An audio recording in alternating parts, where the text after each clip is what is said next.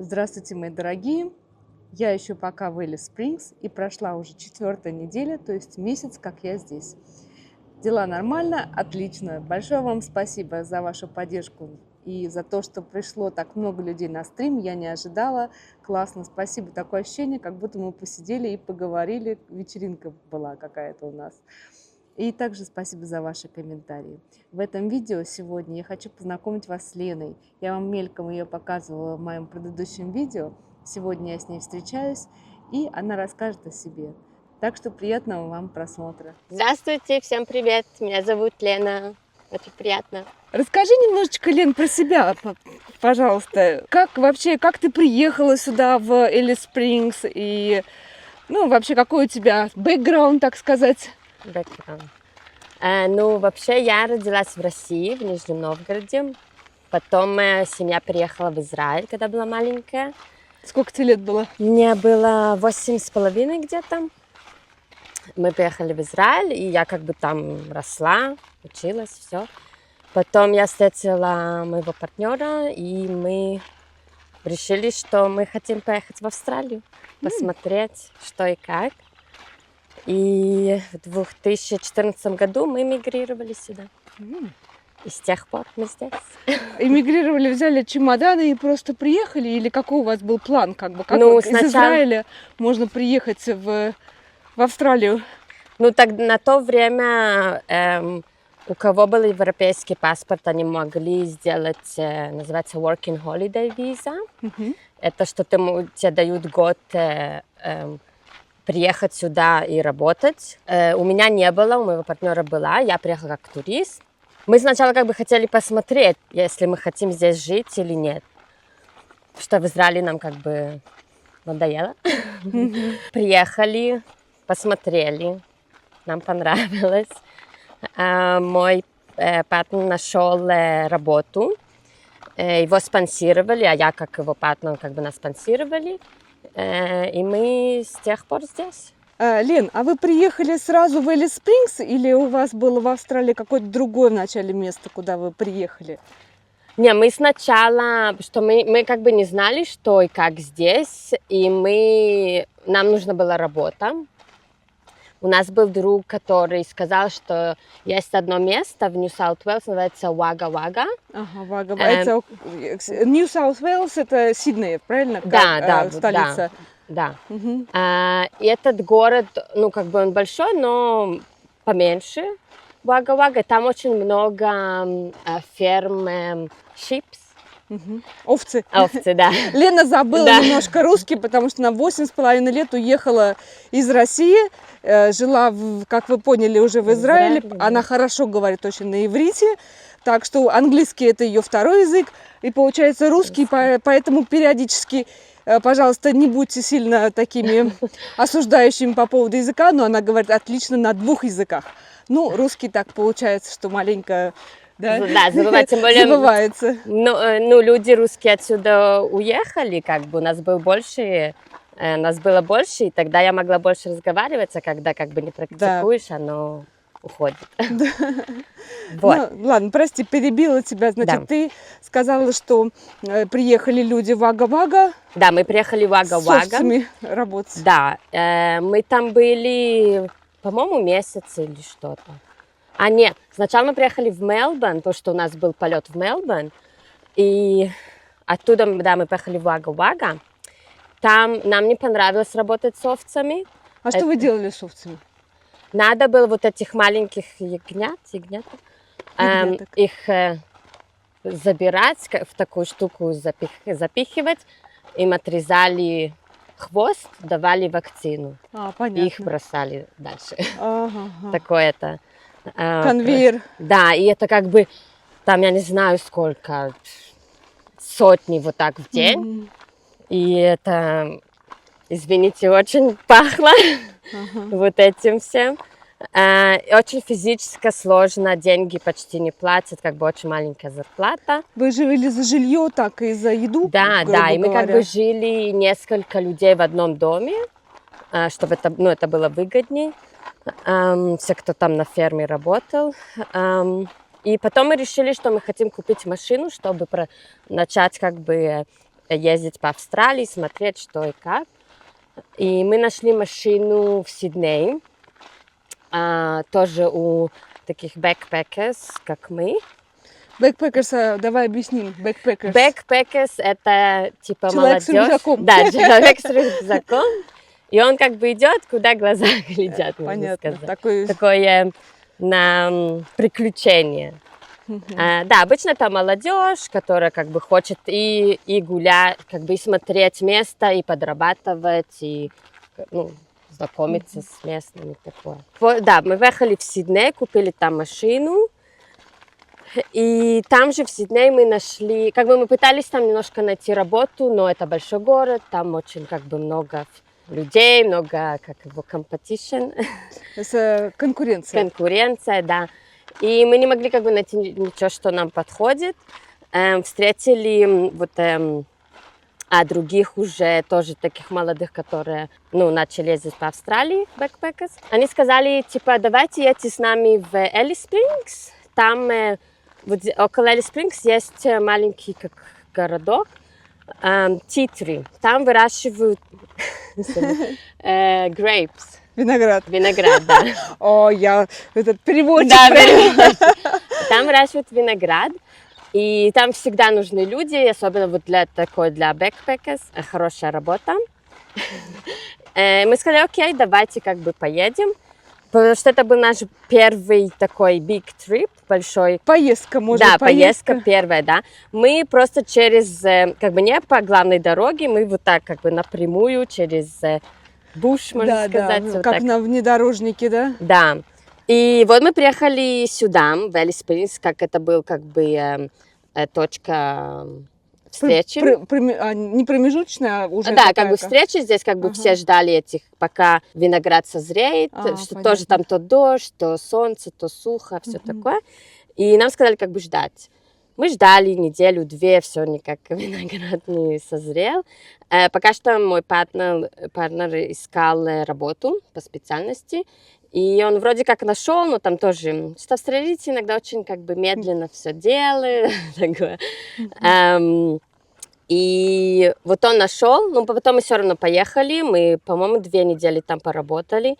Это как бы такой интересный экспириенс, но, конечно, это не вау-работа. Деньги платят, по-моему, там $5 за картон этих винограда. За коробку, да? Да, за вот это вот, там сколько, по-моему... Под палящим солнцем, наверное, да? Да, там, да, мы в 5 утра вставали, потом до 5 вечера собирали, половину выкидывалось, потому что плохие как бы... Да, ягоды. Тоже надоело. И мы как бы вернулись в Элис Спрингс. Партнер мой пошел опять, спросил ту компанию, где его как бы сказали, да, нам нужны. И с тех пор они как бы его взяли, и мы получили сначала sponsorship, потом вот через 2 года мы могли подать permanent residency, да. и мы подали, и потом мы сделали citizenship. Сколько надо было времени прожить до гражданства? По-моему, мне хотят 5 лет. 5 лет, 5 ага. лет, Ну, как в Новой Зеландии.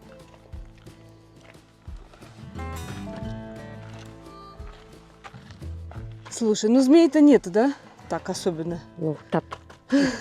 Шумно надо идти.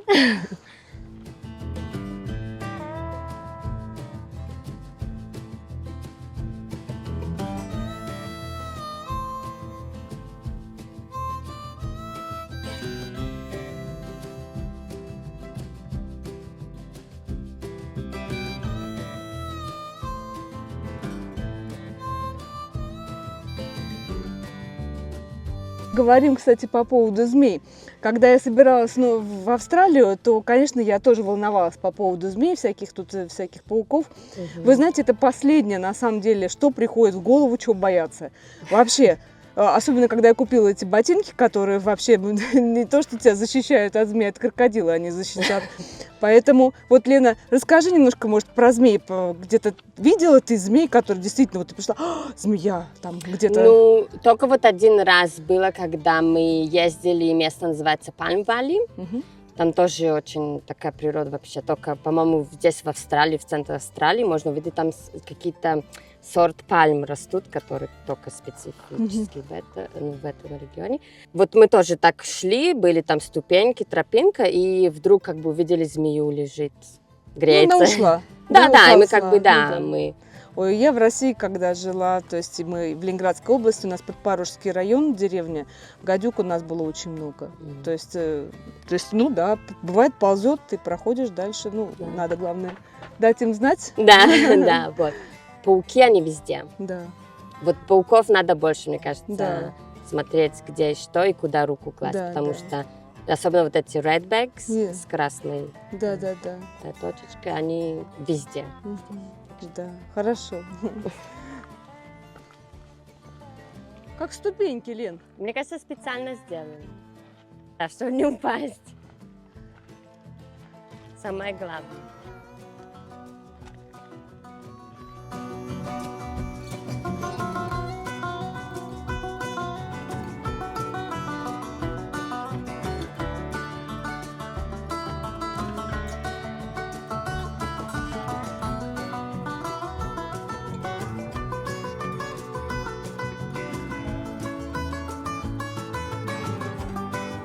Первый trigonometric survey map of Central Australia established by the government survey team led by... Ну, слушай, Лен, мы остановились с тобой, что вы приехали, значит, в Элис Спрингс, вы здесь осели, родили детей, да? Да. Расскажи, пожалуйста, вот Элис Спрингс, насколько тебе нравится? Вот ты попутешествовала по Австралии, жила в Израиле. Вы, кстати, еще где-то путешествовали до этого? Мы были в Центральной Америке. Я была в Коста-Рике, мой партнер был в Америке, как бы в США, и в Перу, Боливия, вот эти. В Европе мы были Голландия, Украина, ну так, несколько стран, по-моему, Испания. Скажи, что такое Элис Спрингс для тебя? Мухи, это первое. Комьюнити. Вот очень здесь сильный вот это вот... как бы если вот ты приезжаешь сюда, и ты вот чувствуешь, что это твое место, или что-то тебя сюда притягивает, и ты остаешься больше, чем год, например, у тебя начинается строится вот это вот вокруг тебя, вот этот social circle, который очень тебя... Поддерживает. Да, поддерживают вот эти люди, которых ты находишь, и находится здесь всегда, как бы найдется, кто тебе поможет, кто тебе там что-то подскажет. И вот мне кажется, вот здесь оно очень чувствуется, что есть помощь, что ты не один, ты не чувствуешь один всегда. Ну, вообще, как бы в Австралии мы заметили, когда приезжаешь, все как бы просто ты идешь и ты говоришь всем good morning, привет, как бы все свои. Да. И здесь, конечно, что маленький город, так то же самое, что оно очень как бы сильно вот это вот connection с людьми.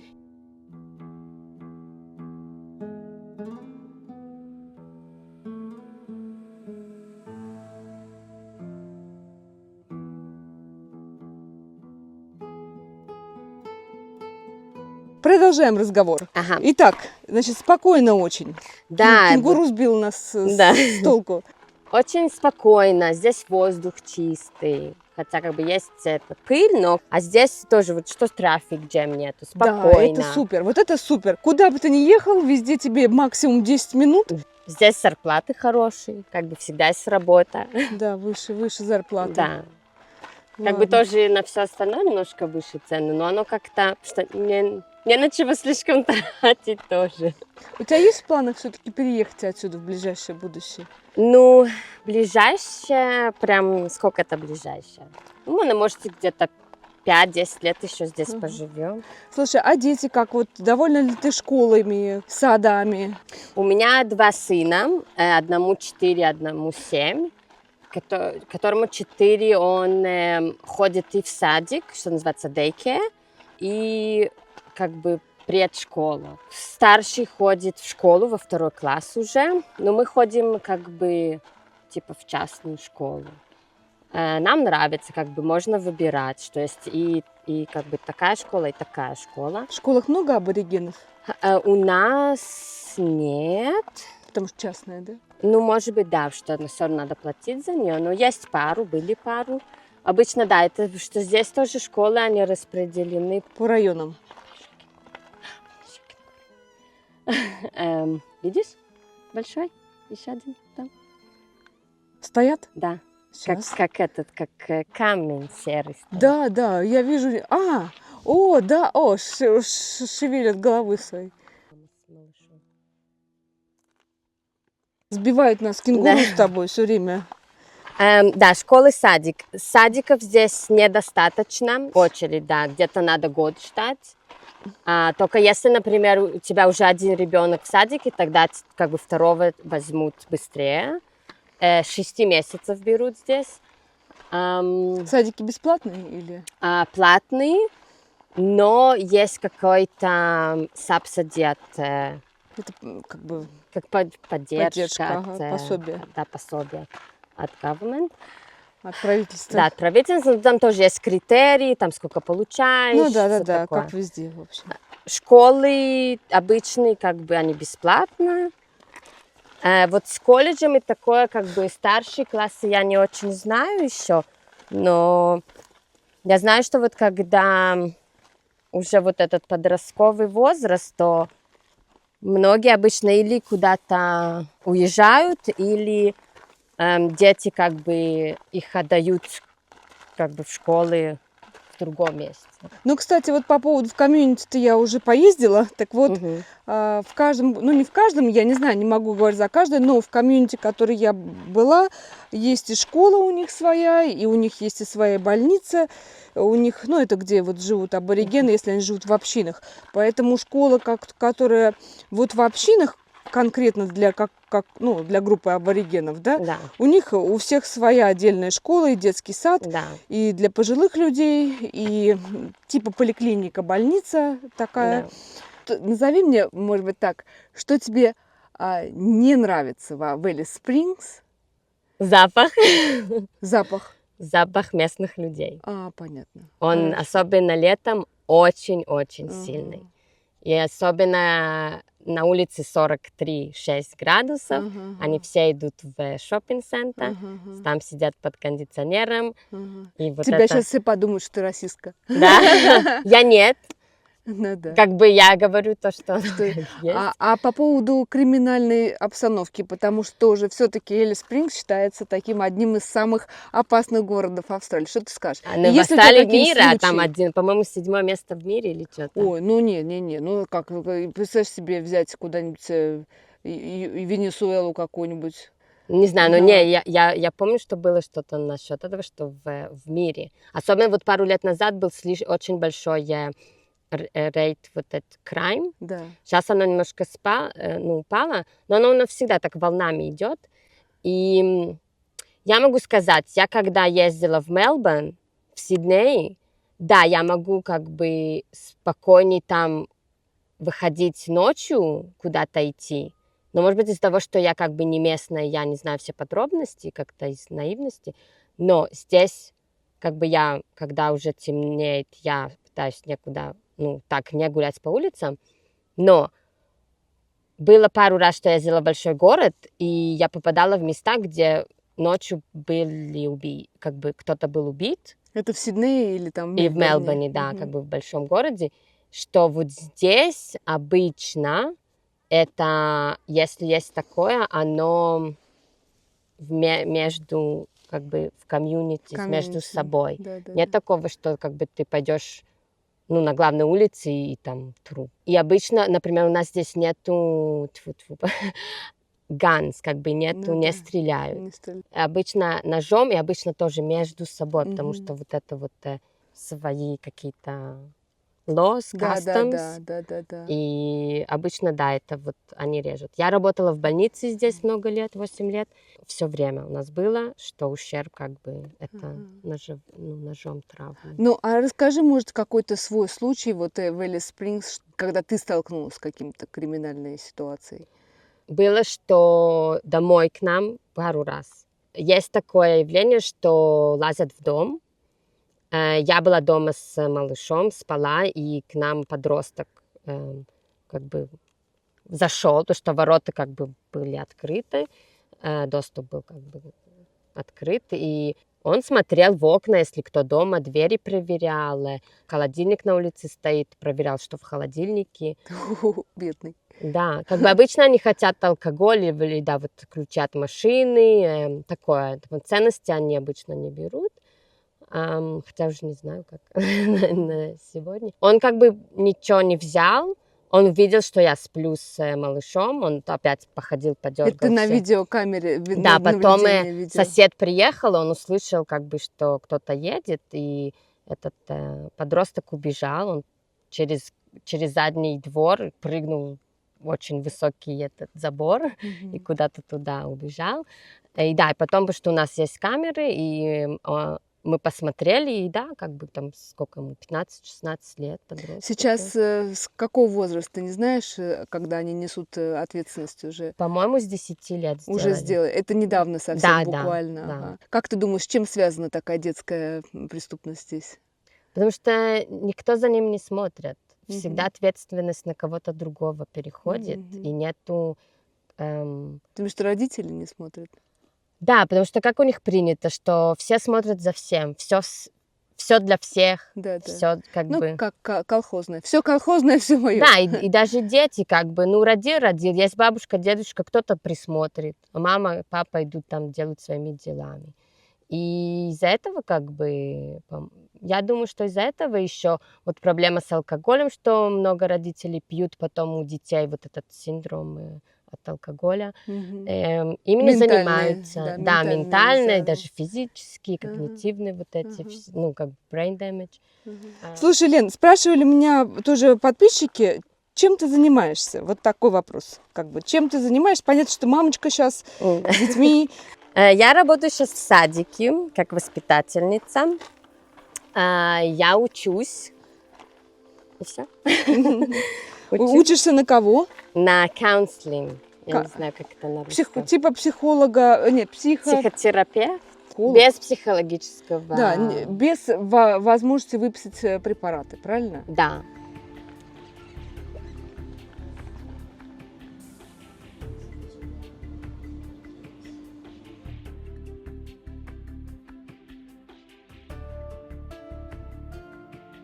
Ну ладно, Лен, слушай, спасибо тебе большое за сегодняшний день. Крутая прогулка. Интересно, что ты рассказала. И я очень рада с тобой снова встретиться. Может быть, в заключение что-нибудь закончишь, скажешь хорошие слова моим дорогим зрителям?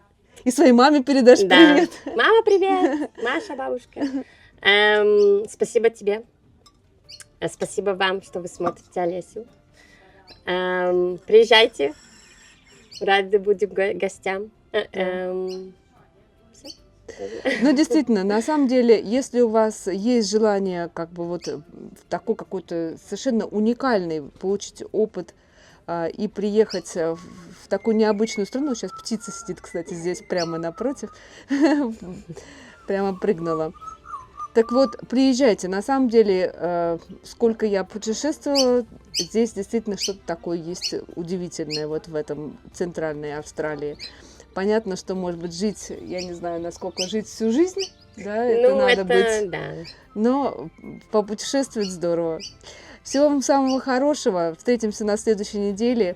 До новых встреч и хорошей вам недели. Пока. Для тех, кому интересно, у Лены есть Инстаграм, у нее есть YouTube-канал, правда, ты не сильно ведешь, да? Не сильно, нет. Там есть одно видео про Улуру. Я оставлю под видео ссылку на Ленин Инстаграм, так что, если будет интересно узнать о ней побольше, то, пожалуйста, милости просим.